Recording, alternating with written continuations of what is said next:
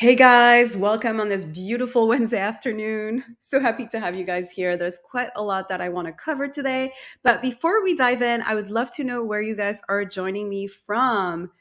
I'm currently in Paris. I'm back to traveling full time, if you will. So let's see where you guys are joining me from. I see we have New York, we have Los Angeles, awesome, Mexico, Italy. Hey, Jennifer, how's it going? Yay, I love it. So we have folks really joining us from all around the world. Norway, nice. Malaysia, I love it.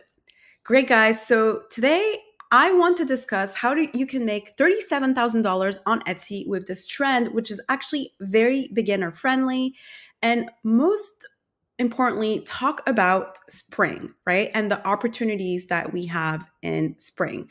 So spring is the second biggest shopping season because not only do we have Mother's Day, which is May 26th in the US, we also have graduation, teacher appreciation. So graduation is all through May and June, and then Father's Day right after June 16th. So there's a lot of revenue potential.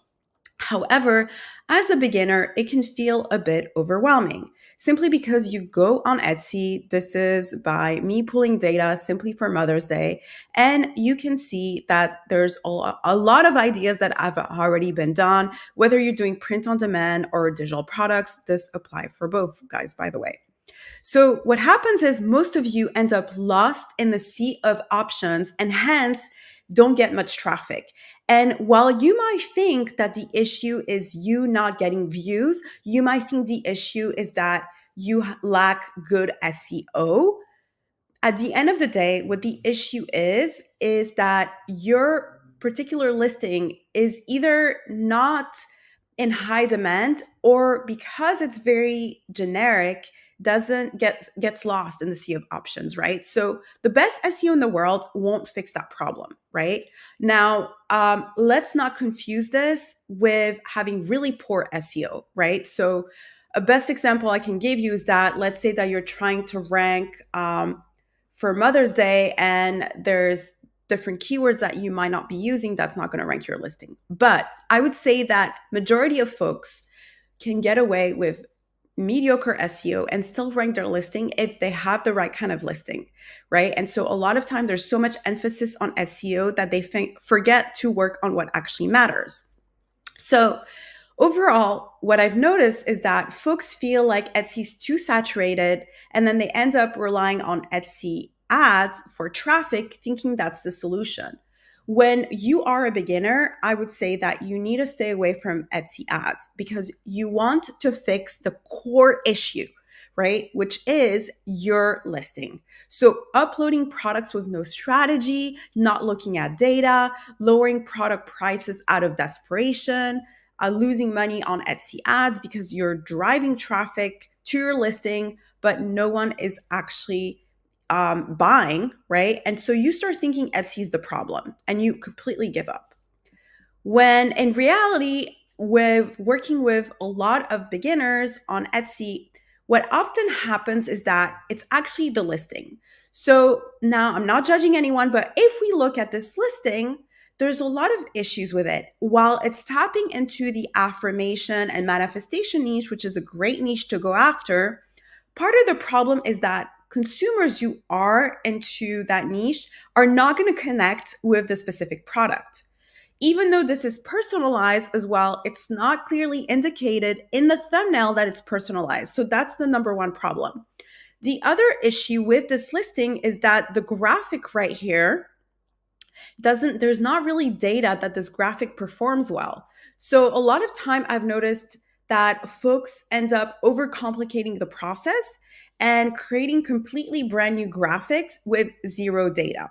It's important for you to know exactly what is working and what isn't working on Etsy, which is why research is such an important process of being successful on Etsy. Another thing that is missing from here is that there's no emotional hook, right? You are the author of your own story, but who's this item coming from? Who's buying this gift, right? Is it a gift or is it something I'm buying for myself? Do I want to have affirmations in here? Like what's the purpose of this gift? So when you're not able to answer all these questions, you find yourself uploading listings that are not finished, which is the case for the specific listing per se, right? So I also see a lot of folks copying bestsellers without finding ways of differentiating themselves. So if you find and especially on Etsy, you always have to find a way to differentiate yourself. And there's multiple ways of doing that because think about it, you're competing with other sellers and you are essentially competing for eyeballs, right? You're competing for folks to actually click on your listing. That's your number one goal on Etsy. So it's not saturation and it's your listing, right? This is what top 1% Etsy sellers know, that it's always going to be your listing. Saturation doesn't matter. As a matter of fact, we like saturation because it means that there's plenty of opportunities. So personally, I don't care about saturation because oftentimes what happens is that as a beginner, and I made the exact same mistake, we go after keywords that have low competition, which might get you a few sales, but unfortunately, it's not enough sales for you to get daily sales, right? Because you're going after a niche that doesn't have enough traffic and there's not enough demand. When saturation means there's opportunities for money. But then you might be asking me, well, Luna, that's all great and all, but what am I going to do for some of these niches where folks are actively going after them and I'm not sure what to upload? So here's a pretty quick example I wanted to share, right? Two differences between uploading something that's more generic in the sense that you're going after saturated niches, like mother niche, for instance, versus going for something where it's bonus mom, right? So there is revenue potential. I'm not saying that there isn't, right? And as a beginner, default going after these niches is great, right? Because it boosts your morale and confidence to understand that there are opportunities. However, what ends up happening is that then you feel stuck, right? As far as your revenue potential, you hit a ceiling, if you will. So versus when you're going after these more saturated niches, the revenue potential is much greater. So how do you fix this issue, right? Of going after these saturated niches while differentiating yourself, right? There lays the conundrum, right? So you have to serve the Etsy algorithm. And the way you do that, so essentially you're going to leverage Etsy's already existing customer base, which is why I don't recommend that you spend your time driving traffic to your listing, especially as a beginner, because Etsy is going to give you data as to whether or not your listing has potential. This is what Etsy does, and Etsy has a very sophisticated algorithm. So overall, the way that you serve the Etsy algorithm is why it's so important to know data and why it's so important to understand where there's demand, right? So demand can be trends, whether design trends, whether things that are going viral, popular culture. It could be an array of different things, right? So what often happens is that either folks end up copying completely the competition without adding anything different to their listing and hence wonder why they're not getting traction because their listing is too similar to what is already available to customers, or they upload ideas with no data. And so hence there's no demand, no traffic, and no sales. Or uploading products based on your personal opinion and taste, which I hate to break it to you, but your opinion and taste has no say, right? You need to upload based on what customers want. So you need to understand first and foremost who is shopping on Etsy and what is the occasion that they're shopping for, which is why it's important to have a calendar of all the holidays that are coming up.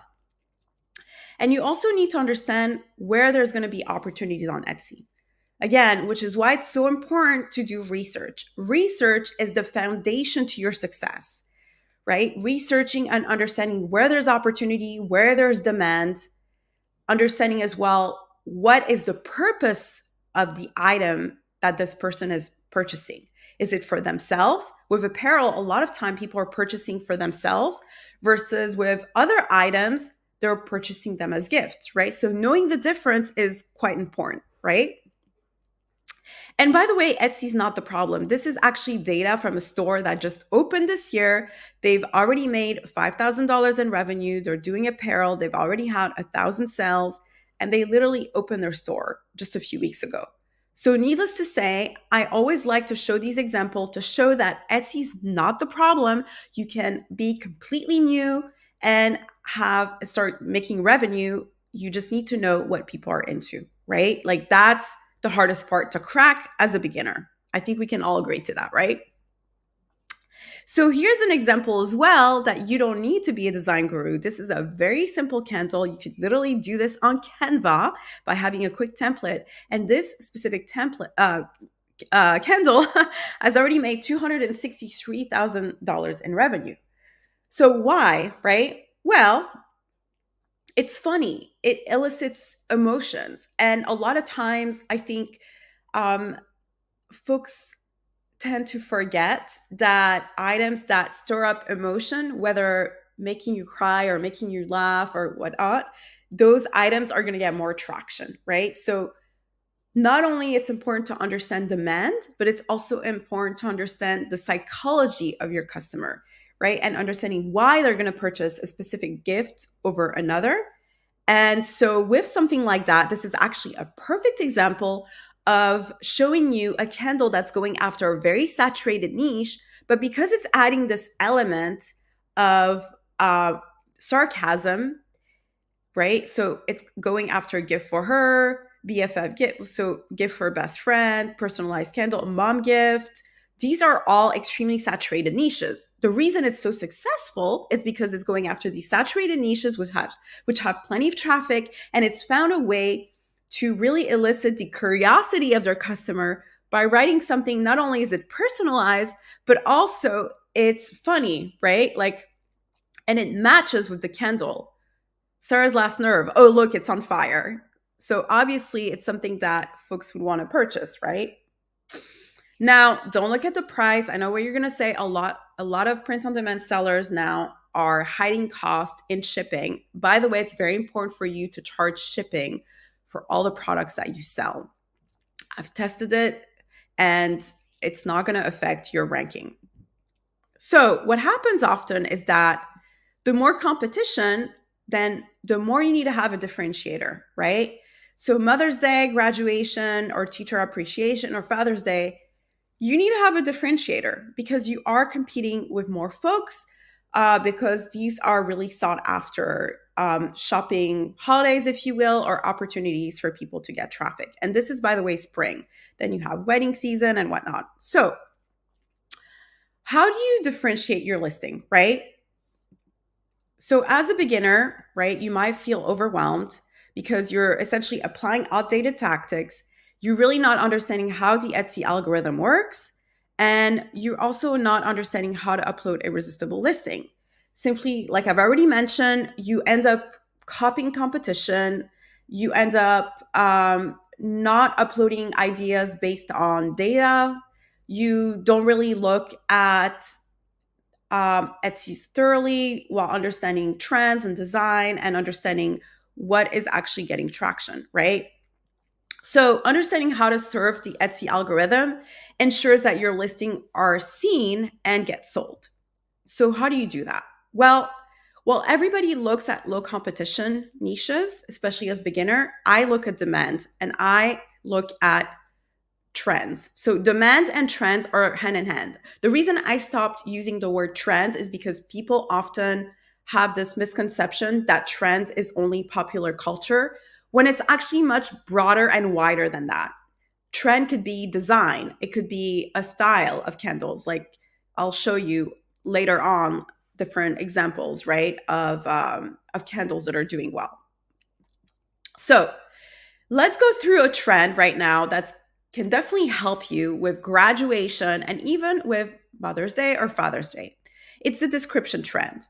And as you can see, this very simple journal, which is a Shine On journal, by the way, which is a blank journal, has already generated $37,000 in revenue, and they actually uploaded their listing right at the end tail of Christmas. So difference maker, this is going after teachers, after coaches, like it's going after different niches, but because it's adding this layer that is currently trending, which is a design trend, if you will, they've been able to generate this much revenue. Boss Lady, this is actually a printified journal. Boss Lady, so notice how this is a dictionary description, right? So it adds the phonetics and it also adds a description and it's also personalized. The only thing I'm going to say about these journals, as far as the thumbnails, I would add a little sticker somewhere so the customer knows that there's an opportunity to personalize it. Customers don't really read in. And so it's important for customers to see right at the right front and center, right, that they're able to personalize this. But overall, this is a trend that is generating quite a bit of revenue. Here's another example of a very successful sign where it says leader with the name again of the person and the description and bullet point. It's already generated $25,000. It's a marble plaque, but you could do this with a shine on plaque. You could do this on a journal. So plenty of opportunities here. This is more of like a mentor / retirement gift, teacher account. So notice how this listing is going after all these different niches. This is a perfect and prime example of what I mean when I mean surfing the Etsy algorithm, where you are applying this design trend. And hence, because this can relate to different niches, you're able to tap into different traffic sources. And this is where the gold really is, right? So plenty of opportunities here. And what you could do, especially with graduation coming up, is as you can see here, you could literally go through each and different professions. So now, yes, you would be going into micro niche, which is fine. And so essentially what I recommend that you do if you're a beginner is you could easily describe a description, add this description trend to different professions and also open it up, right? So finding words that can describe multiple professions. And then you can also go ahead and add variations where you're doing micro niches. And having a mix is actually what's going to help you bring additional traffic to your listing and also have more data. So this dental hygienist is doing quite well. This is simply actually a card. So you could put this in a journal easily. And here's another example, OTD. And this is a graduation card. So there's data that these specific professions are selling. And I have not seen anybody do this as journals, right? And by the way, this can be applied with other products. I'm just giving you a simple example. So you could literally put these description trends on journals. You could go two ways. You could try to find ways to open up the traffic by finding words like this one we saw earlier, difference maker, which is a word that essentially can englobe different professions, teacher, coach. It could also be for a new graduate, etc., right? Versus obviously dental hygienist or OTD is a little bit more micro niche, but having both is totally fine. What happens often is that beginners, when they're starting out, they're only going after these micro niches and they're not opening up the traffic. So having a mix is great. And obviously you want to have as many different variations as possible to help your chances. Look at yourself as essentially being in a fishing boat, and the more fishing rods you have, the more opportunities you have of actually catching a fish, right? And this is another big mistake that I see beginners make, is that they don't allow themselves to have enough variations, to have enough data as to what's going to work for them. Here's other example, nurse, PhD, right? So PhD can be great. And this is a great example of opening up your keyword to have the people from different PhD be able to have a journal like this, right? So this is definitely going, this is actually a really hot in demand right now. There's actually stores who are dedicated to only add description products. You could try this in a blanket. Like there's plenty of opportunities to try this trend. All right, so now let's move on to another trend, which are the sarcastic candles. I already showed you a little preview of this. And so this also could be applied for graduation. As you can see, they've already generated $27,000 in revenue. This is easy for you to replicate on Canva. Printify sells Kindle, for instance. So here's a great example of something that is funny. Smells like as well is trending with candles. So obviously you need to include something that's going to resonate with your customer, but smells like you lit up that dissertation is also in high demand. So again, I'm showing you graduation ideas. Personally, I think graduation is probably easier for you to get sales as a beginner. Mother's Day can be quite competitive. And if you don't have the advanced skill set of being able to understand where there's opportunity with trends and also understanding how you can dethrone these bestsellers and your competition, graduation is probably easier, and Father's Day. Now, I'm not saying for you to not try to go after Mother's Day, right? But often what I see is that people end up spending so much time with Mother's Day that they don't allow opportunities for graduation, and graduation has a lot of opportunities and it's probably more beginner friendly than Mother's Day. Smells like curse word masters, right? So notice how, so this is why it's so important when you are doing your research, not just looking at keywords, but actually taking screenshots or saving all the pages of all these products that you're going after and making sure that you have them so you could see a recurring theme, and this will help you start coming up with ideas, right? So master's degree graduation gift, funny congratulation candle. And by the way, this could be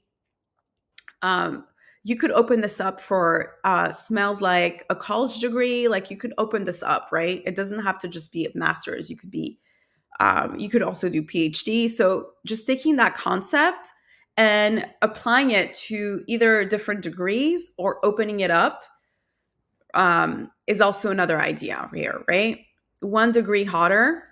And this also makes sense and it's fun because notice as well that a lot of these products or a lot of these items know how to take the product and add the reference of the product within the item or the quote, right? So 1 degree hotter makes sense because this is a candle, right? And it's fire.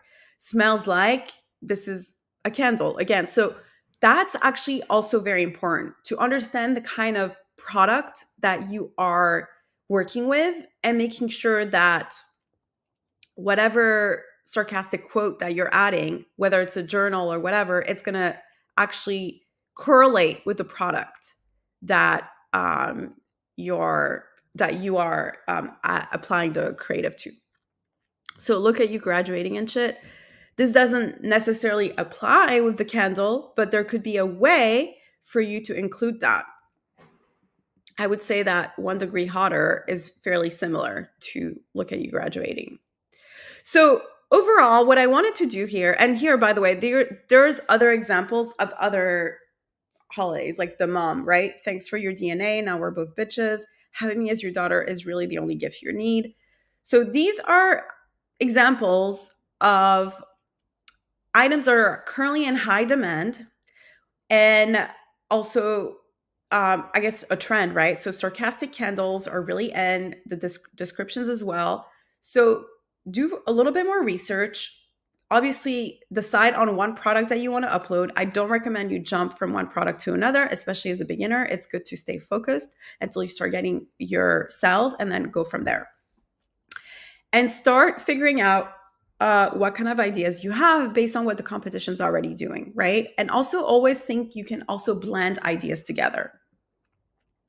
Here's another example as well, by the way, because a lot of times people only think of Etsy to pull ideas, but you can also pull ideas from Facebook groups, from Pinterest, from TikTok. Having your eyes peeled from Instagram is important. And this is an example here. This is actually a VSCO trend. If you heard anything bad about me, believe all that shit and leave me the fuck alone. So in this case, this item I saw it on a Facebook group and then saw that it was getting sold for $55 and is in high demand on Etsy. So hence the importance of keeping your eyes peeled and almost having like a library of ideas for you to essentially get a sense of what people are into. And so as you could see here, we see that there's plenty of comments, plenty of shares, plenty of reactions. So we know that this particular item is doing well, right? And so having a pulse, right, on trends, or what I like to call recurring patterns, looking at and understanding demand, right? Looking for inspiration everywhere.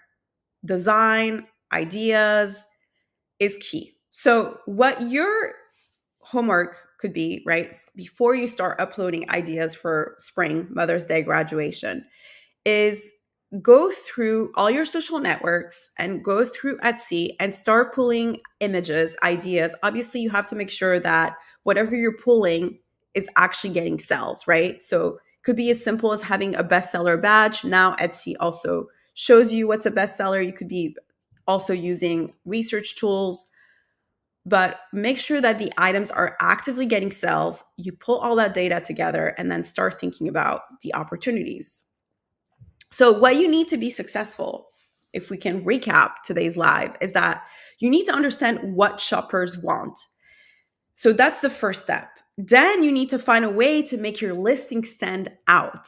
You need to get into the emotional brain of your customer. So obviously, all these different examples that I've showed you tap into the emotion of our customers. Like difference maker, if somebody were to give that gift to me, it's going to have an emotional impact, right? Like, oh, thanks, you think I'm a difference maker. Like, this is a nice thoughtful journal to have. And by the way, these are blank journals.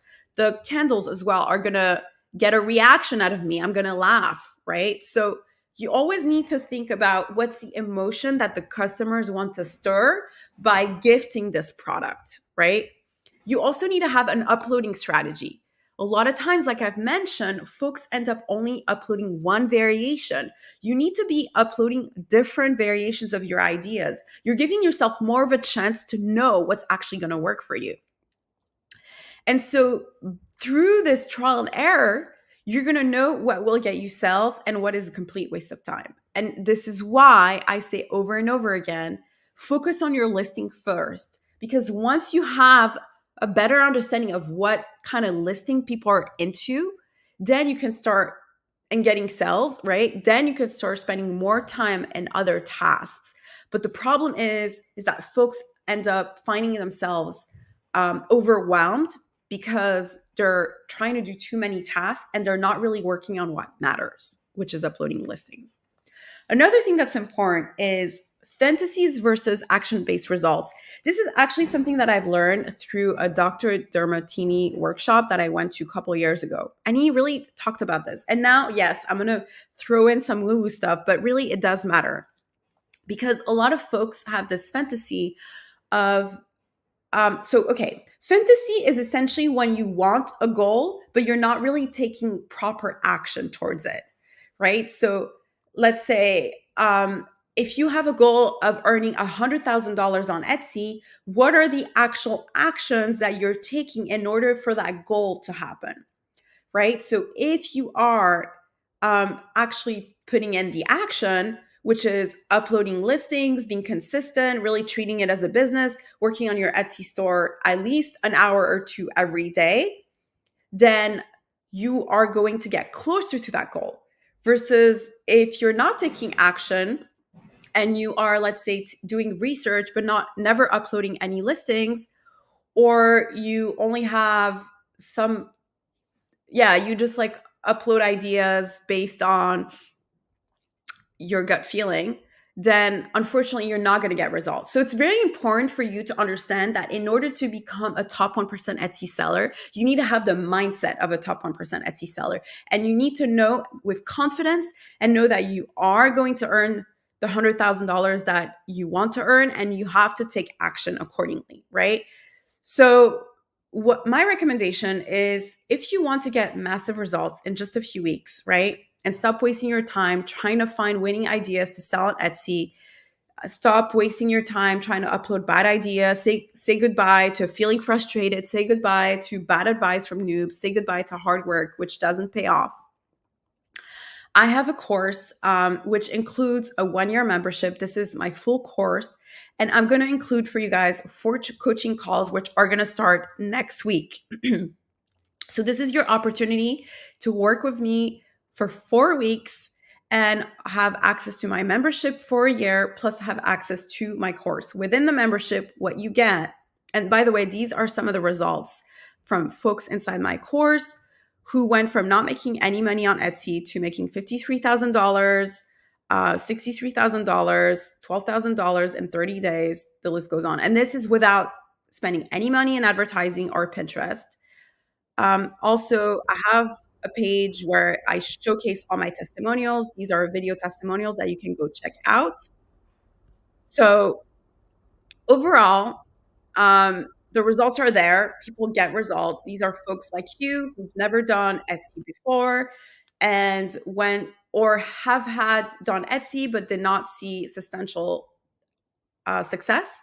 So the course can do this for you, right? The course not only has my membership, which includes trends for you on a monthly basis. So a little bit like this presentation, we showcase different trends for you to go after. We also include Canva files. So it's really easy for you to take those Canva file and update them accordingly and upload them to a product of your choice. You also get access to a community portal for a year, which is included within the course. And then we also have AI prompt library and whatnot. And this is my course that's helped students earn as much as $190,000 in 1 year, $30,000 in 1 month, $53,000, you name it, right? So my course has helped multiple people become top 1% Etsy seller. So not only you get access to the full course, but also you'll get 4 coaching calls with me to help you get unstuck. So this is available for a limited time. This is a link that you can use. 1,200. So like I said, we are going to start next week.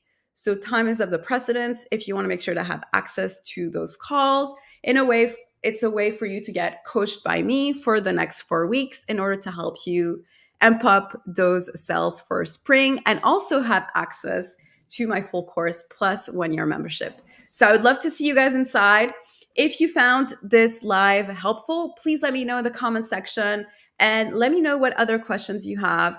It was amazing doing this live with you guys. And yeah, I'd love to hear from you. And most importantly as well, I'm going to include the link to my Facebook group. If you're interested in joining that, that's completely free. And hopefully I'll see you guys inside next week. I can't wait to start working with you guys.